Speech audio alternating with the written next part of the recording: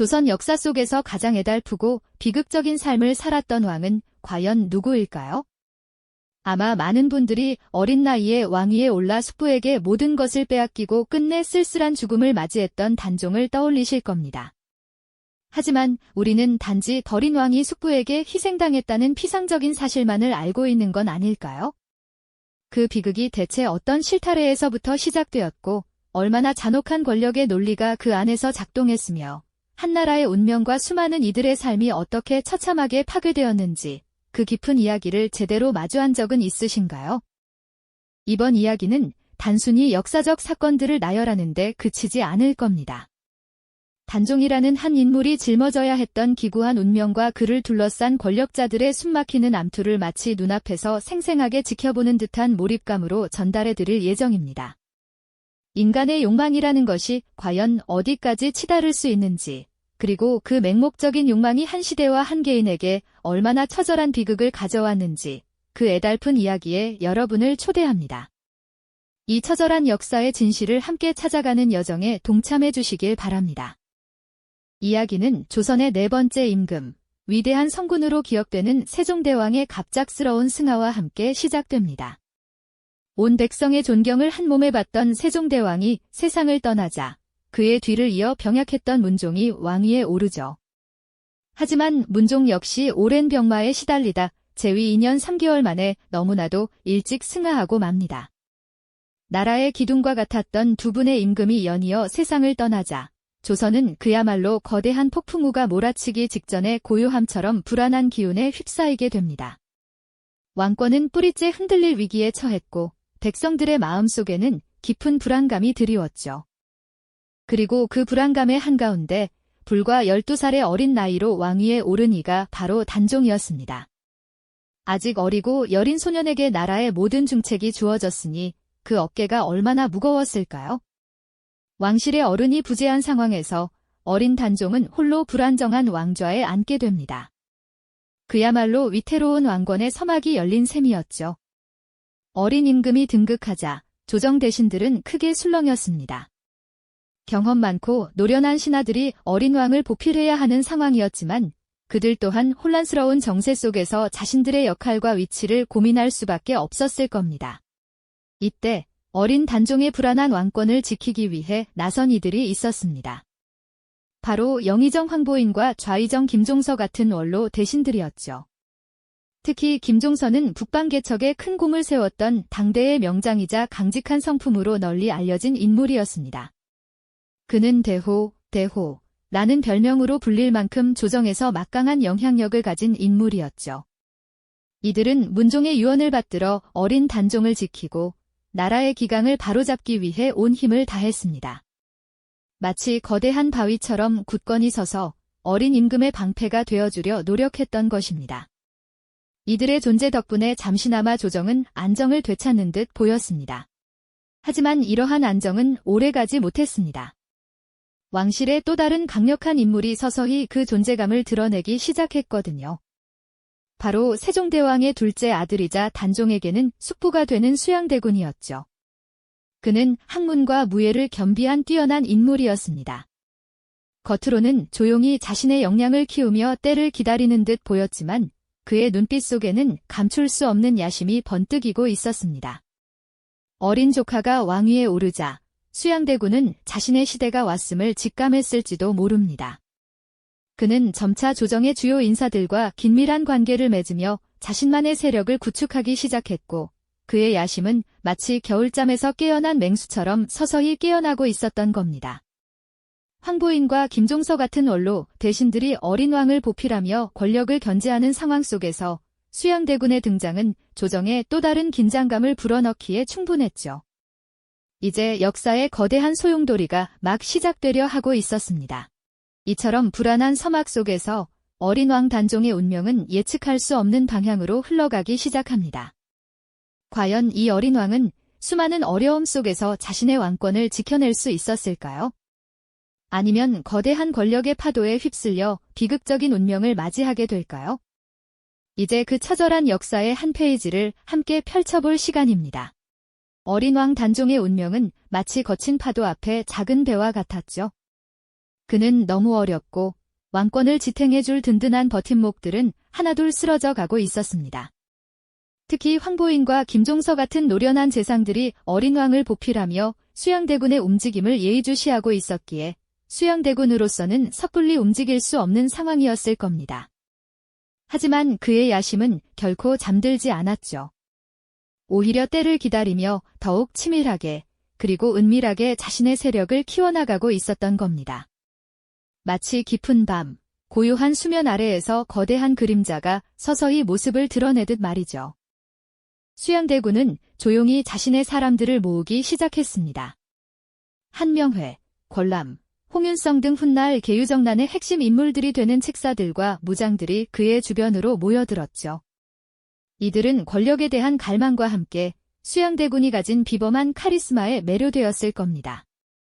그들은 밤마다 은밀한 회합을 가졌고 어린 단종의 왕권을 무너뜨리고 수양대군을 왕좌에 앉힐 치밀한 계획을 세웠습니다. 그들의 모의는 마치 거미줄처럼 촘촘하게 짜여져 곧 조선의 전국을 송두리째 뒤흔들 거대한 폭풍을 예고하고 있었던 거죠. 그리고 마침내 1453년 음력 10월 그 피로 물든 밤이 찾아왔습니다. 수양대군은 자신의 계획을 실행에 옮겼습니다. 이름하여 계유정난, 역사의 한 페이지를 잔혹하게 장식하게 될 비극의 서막이었죠. 그날 밤 한양의 궁궐은 평소와 다른 긴장감에 휩싸여 있었습니다. 고요해야 할 밤하늘 아래 칼날이 번뜩이고 비명소리가 울려 퍼지는 참혹한 현장이 펼쳐졌습니다. 수양대군이 이끄는 무리들은 단종의 충신들을 향해 무자비하게 칼을 휘둘렀습니다. 가장 먼저 표적이 된 인물은 바로 영의정 황보인과 좌의정 김종서였습니다. 김종서는 자신의 집 앞에서 철퇴에 맞아 쓰러졌고 황보인 역시 자신의 목숨을 잃었습니다. 이들은 어린 왕 단종의 가장 든든한 방패였던 동시에 수양대군의 권력 장악에 가장 큰 걸림돌이었죠. 그뿐만이 아니었습니다. 성균관 대사성 이양, 병조판서 조국관 등 단종을 보필하던 수많은 충신들이 그날 밤 칼날 아래 쓰러져 갔습니다. 궁궐 안팎은 피로 물들었고 공포와 절망이 뒤섞인 비명소리가 어둠을 갈랐습니다. 마치 거대한 짐승이 먹이를 덮치듯 무자비하고 잔혹한 숙청이 하룻밤 사이에 벌어진 것이었죠. 어린 단종은 자신의 침전에서 이 모든 참극을 고스란히 지켜볼 수밖에 없었습니다. 아마도 창밖으로 들려오는 칼소리와 비명소리에 공포에 질려 떨고 있었을 겁니다. 그의 눈앞에서 믿었던 신하들이 차례로 사라져가고 자신을 지켜주던 어른들이 피를 흘리며 쓰러지는 모습을 보면서 어린 왕은 얼마나 큰 충격과 절망에 빠졌을까요? 왕좌에 앉은 지 불과 2년 만에 단종은 자신의 손으로 아무것도 할 수 없는 무력한 존재가 되어버린 것입니다. 역사의 거대한 폭풍 속에서 그는 그저 모든 것을 빼앗기는 비극적인 상황을 맞이해야만 했습니다. 계유정난으로 정권을 장악한 수양대군은 이제 더 이상 대군이 아니었습니다. 그는 조정의 모든 실권을 장악하며 마치 거대한 성벽처럼 단종의 왕권을 에워쌌습니다. 그리고 결국 그로부터 얼마 지나지 않아 단종은 왕위에서 물러나야만 했습니다. 어린 왕은 골룡포를 벗고 쓸쓸하고 초라한 행색으로 궁궐을 떠나야 했습니다. 그 순간 그의 등 뒤로는 화려했던 왕궁의 모습이 점점 멀어져 갔을 겁니다. 왕좌는 이제 수양대군의 차지가 되었고 어린 왕 단종에게 남겨진 것은 오직 비극적인 운명뿐이었죠. 그의 앞날에는 또 어떤 고통과 시련이 기다리고 있었을까요? 어린 왕 단종의 등 뒤로 화려했던 궁궐의 모습이 멀어져 갈 때 그의 마음속에는 어떤 감정들이 소용돌이쳤을까요? 왕좌에서 끌려내려와 노산군으로 강등된 그는 이제 더 이상 왕이 아니었습니다. 골룡포 대신 초라한 평복을 걸친 채 그는 차디찬 현실을 온몸으로 받아들여야만 했죠. 그렇게 단종은 정든 한양을 뒤로하고 멀고 험난한 유백일에 오르게 됩니다. 그의 목적지는 강원도 영월의 청령포였습니다. 한때는 수많은 신하들의 호의를 받으며 금수레를 탔을 왕이 이제는 몇 명의 군졸에게 이끌려 힘겨운 발걸음을 옮겨야 했습니다. 굽이굽이 산길을 넘고 강을 건너는 동안 어린 왕의 발은 닳고 마음은 찢어졌을 겁니다. 차디찬 밤공기 속에서 잠들고 허기진 배를 움켜쥐며 그는 자신의 처지를 얼마나 한탄했을까요? 그 길은 단순히 지리적인 이동을 넘어 한 인간이 겪을 수 있는 가장 깊은 절망과 고통의 여정이었을 겁니다. 마침내 도착한 영월 청령포는 삼면이 강물로 둘러싸여 있고 뒤로는 험준한 산이 가로막고 있는 고립된 땅이었습니다. 마치 세상과 단절된 성과도 같았죠. 이곳에서 어린 단종은 모든 것을 잃은 채 홀로 시간을 보내야 했습니다. 화려했던 궁궐의 삶은 꿈처럼 사라지고 그를 기다리는 것은 오직 침묵과 고독뿐이었습니다. 강물 소리와 바람 소리만이 그의 유일한 벗이 되어주었을까요? 그는 강 건너편을 바라보며 자신을 버린 세상을 원망하기도 하고 또 한편으로는 자신을 지키려다 쓰러져간 충신들을 그리워하며 슬픔에 잠기기도 했을 겁니다. 청령포에서의 시간은 단종에게 끝없는 비애를 안겨주었지만 한편으로는 그를 향한 충절의 불씨가 꺼지지 않고 타오르고 있었습니다. 바로 사육신이라 불리는 성삼문, 박팽년, 하위지, 이계, 유성원, 김문기 등의 충신들이었죠. 이들은 어린 왕 단종의 폐위에 분노하며 목숨을 걸고 그의 복위를 꾀했습니다. 그들에게는 수양대군의 폭정 앞에서 흔들리지 않는 대의와 충의가 무엇보다 중요했습니다. 사육신들은 명나라 사신을 맞이하는 연회 자리에서 수양대군, 즉 세조를 제거하고 단종을 다시 왕위에 올리려는 치밀한 계획을 세웠습니다. 그들은 칼을 숨기고 거사를 위한 만반의 준비를 갖추었죠. 그러나 안타깝게도 이들의 거사는 사전에 발각되고 맙니다. 찰나의 순간에 모든 것이 물거품이 되고 사육신들은 세조의 칼날 아래 처참하게 붙잡히게 됩니다. 이후 사육신들에게 가해진 고문은 상상하기도 힘들 만큼 잔혹했습니다. 그들은 뜨거운 인두로 지져지고 뼈가 으스러지는 고통 속에서도 단종에 대한 충절을 결코 꺾지 않았습니다. 나는 죽어도 세조를 왕으로 인정할 수 없다. 는 그들의 외침은 고문실을 넘어온 조선에 울려 퍼졌을 겁니다. 나으리는 임금이 아니시옵니다 라고 외치며 죽어간 성삼문의 기계는 오늘날까지도 우리에게 깊은 울림을 주죠. 그들의 죽음은 단순한 개인의 비극을 넘어 권력의 잔혹함과 인간의 숭고한 충절이 극명하게 대비되는 역사의 한 장면으로 기록되었습니다. 유배지 청령포에서 이 비극적인 소식을 들은 단종의 마음은 어떠했을까요? 자신을 위해 목숨까지 버린 충신들의 처참한 죽음 앞에서 그는 이루 말할 수 없는 죄책감과 슬픔에 잠겼을 겁니다. 자신 때문에 또다시 수많은 피가 흘렀다는 사실이 어린 왕의 어깨를 짓눌렀을 테죠. 이 사건은 단종에게 결정적인 영향을 미쳤습니다. 이제 그는 더 이상 복위에 희망을 품을 수 없게 되었을 뿐만 아니라 자신의 존재 자체가 주변 사람들에게 더 큰 불행을 가져다 준다는 절망감에 사로잡혔을 겁니다. 사육신의 죽음은 단종의 마지막 희망마저 산산조각 내버린 돌이킬 수 없는 비극의 서막이었죠. 그의 앞날에는 이제 오직 차가운 운명만이 기다리고 있었습니다. 사육신의 죽음은 단종의 마지막 희망마저 산산조각 내버린 돌이킬 수 없는 비극의 서막이었죠. 그의 앞날에는 이제 오직 차가운 운명만이 기다리고 있었습니다. 결국 단종은 노산군으로 강등되어 영월 청령포로 유배되는 가혹한 운명을 맞이하게 됩니다. 그곳은 삼면이 깊은 강물로 둘러싸여 있고 뒤편으로는 육중한 산이 가로막아 외부와 완전히 단절된 마치 거대한 감옥과도 같은 곳이었죠. 어린 왕에게는 그야말로 세상의 끝이나 다름없는 쓸쓸한 유배지였을 겁니다.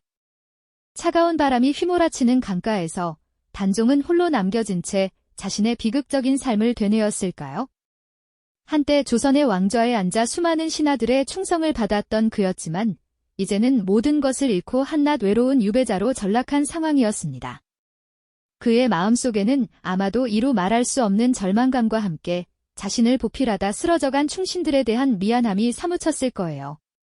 그가 느꼈을 고독과 고통은 감히 상상조차 하기 어렵습니다. 수양대군은 단종을 유배 보내는 것으로도 만족하지 못했습니다.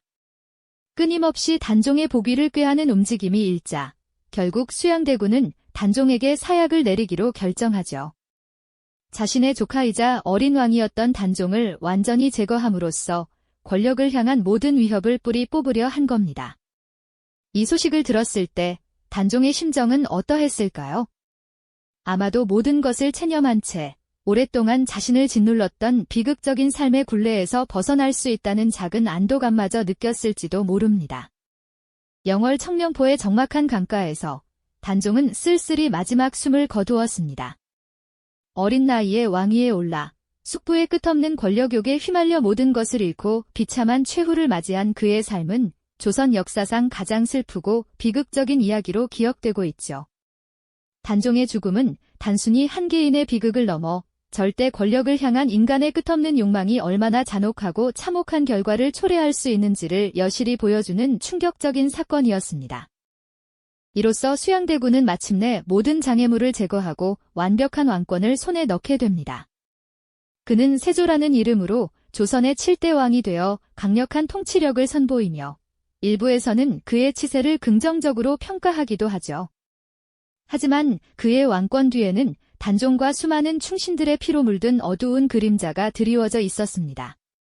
과연 피로 얼룩진 권력이 진정한 승리라고 말할 수 있을까요? 세조의 마음 한구석에는 평생 지울 수 없는 죄책감과 공허함이 자리 잡았을지도 모릅니다. 왕위에 앉아있지만 어딘가 모르게 공허해 보이는 그의 모습은 권력의 속성이 무엇을 얻게 하고 무엇을 잃게 하는지를 웅변하는 듯합니다. 시간이 흘러 세월의 강물이 수없이 바뀌었음에도 불구하고 영월 청룡포에는 여전히 단종의 혼이 깃든 듯한 쓸쓸한 풍경이 남아 있습니다. 그를 기리는 장릉과 사육신을 추모하는 사당은 역사의 비극과 충절의 가치를 오늘날까지 우리에게 일깨워주고 있죠. 훗날 단종은 복권되어 다시 단종이라는 묘호를 받게 되지만 이미 그의 삶은 되돌릴 수 없는 비극으로 끝나버린 뒤였습니다. 이는 역사의 준엄한 심판이자 권력의 무상함을 상징하는 모습이 아닐까요? 단종의 비극은 단순한 옛날 이야기가 아닙니다. 그것은 권력의 속성, 인간의 욕망, 그리고 정의와 충절이라는 가치가 어떻게 시험받고 무너질 수 있는지를 보여주는 거울이죠. 우리는 단종의 이야기를 통해 역사의 비극을 기억하고 오늘날 우리 사회와 리더십의 본질에 대해 다시 한번 성찰할 기회를 얻게 됩니다. 어떤 시대에도 반복될 수 있는 권력의 암투 속에서 진정으로 지켜야 할 가치가 무엇인지 우리는 스스로에게 되묻게 됩니다. 영월 청룡포에 홀로 남겨진 단종의 혼을 상징하는 듯한 쓸쓸한 풍경 속에서 과연 진정한 역사의 승자는 누구였을까요? 이 영상이 도움이 되셨다면 좋아요와 구독 부탁드립니다.